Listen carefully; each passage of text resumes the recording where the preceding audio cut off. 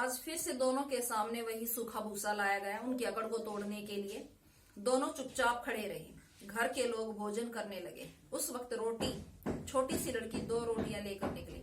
अगर ये क्वेश्चन आ जाए कि दोनों के सामने बार बार सूखा भूसा क्यों लाया जाता था, तो बहुत ही आसानी से लिख सकते हो कि दोनों के सामने जो बार बार सूखा भूसा उनके अकड़ जो है तोड़ने के लिए डाला जाता था। लेकिन दोनों बैल जो है उसे अपने मान सम्मान की जो है आहत समझते हैं, अपने मान सम्मान पर ठेस समझते हैं। घर के लोग भोजन करने लगे। उस वक्त छोटी सी लड़की 2 रोटियां लेकर निकली और दोनों के मुंह में देकर चली गई। उस एक रोटी से उनकी भूख तो क्या शांत होती, पर दोनों के हृदय को मानो भोजन मिल गया। क्योंकि वो जो एक रोटी खिलाई गई थी वो जो है प्यार और प्रेम से खिलाई गई थी। अब छोटी लड़की ये नहीं जानती थी कि बैलों का जो पेट है वो एक रोटी से नहीं भरता, लेकिन उसमें जितनी समझ थी, उसने जो देखा घर में कि बैलों के साथ जो अच्छा व्यवहार नहीं हो रहा, वो उससे दुखी थी, आहत थी। इसलिए वो प्रेम पूर्वक उन दोनों को एक एक रोटी खिलाकर सहला जाती है। यहाँ भी उसकी किसी सज्जन का वास है। लड़की भैरव की थी। अब भैरव कौन था? गया का बड़ा भाई।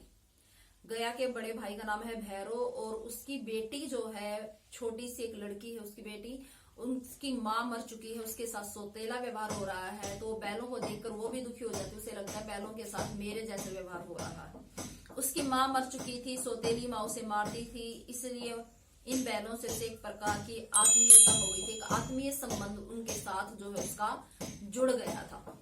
इसमें से आपके एनसीईआरटी का क्वेश्चन बनता है कि छोटी बच्ची का बैलों के साथ एक आत्मीय संबंध क्यों बन गया था? क्योंकि उसके साथ भी ऐसा ही व्यवहार हो रहा था घर में जैसा बैलों के साथ हो रहा था। तो ये पूरा जो है आपका आंसर इसमें से बनता है। दोनों दिन भर जोते जाते, डंडे खाते, अड़ते, शाम को अपने थान स्थान पर बांध दिए जाते, जिसे हम ठाण कहते हैं अपनी जो है लोकल, अपनी हरियाणवी में। तो वो ठाण नहीं थान होता है। रात को वही बालिका उन्हें फिर से रोटियां खिला जाती।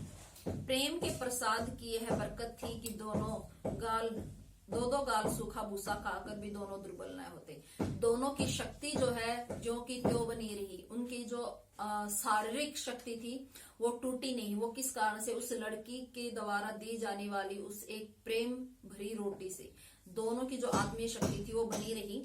मगर दोनों की आंखों में रोम रोम में विद्रोह भरा हुआ था। एक दिन मोती ने मूक भाषा में कहा, अब तो सहा नहीं जाता हीरा, क्या करना चाहते हो? एक आध को सींग पर उठाकर फेंक दूंगा।